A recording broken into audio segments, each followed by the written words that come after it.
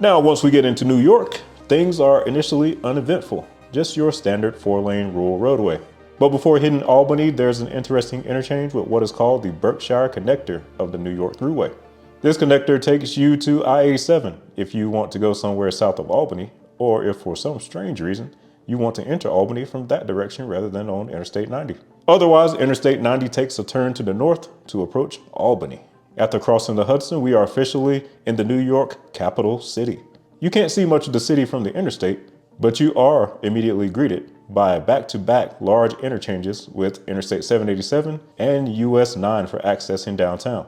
On the western side of town, you encounter a wacky interchange with Interstate 87 that results in a bizarre short concurrency with that interstate. Interstate 90 takes over the New York Thruway route, while I-87 departs north for Montreal, Canada. On a side note, watch your speed in the Albany area. There were plenty of troopers lying in wait along the roadway. The speed limit is cleverly signed at 55 miles per hour, even though you can tell that the road was designed to be more like a 65 mile per hour roadway. You know New York has got to collect that revenue. West of Albany, you will encounter a few towns that remind you of the Dutch influence on New York, with both Rotterdam and Amsterdam being chosen as names of these places.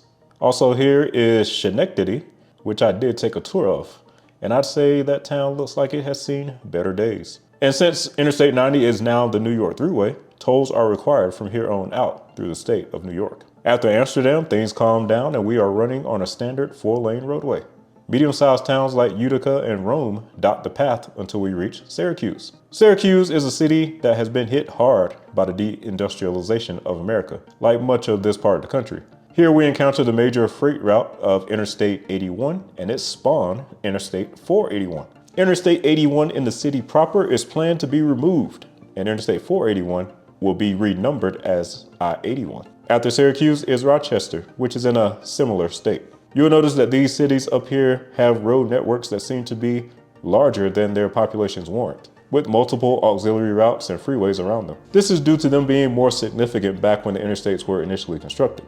And the final major city along the Thruway is Buffalo. And some jokingly say that Buffalo contains the only NFL team that's actually in New York, since the Giants and Jets both play in New Jersey. In Buffalo, all the interstates are auxiliary routes of Interstate 90, including Interstate 990, which is notable for being the highest numbered interstate on the entire system. Interstate 190 runs from southern Buffalo all the way to the Canadian border in Niagara Falls. Now, in a state like North Carolina, they probably would have given Interstate 190 a 2-digit number knowing them. Interstate 90 turns south in Buffalo, while New York 33 provides access to downtown. And after Buffalo, it's all quiet in western New York until we cross into Pennsylvania for a short little stretch.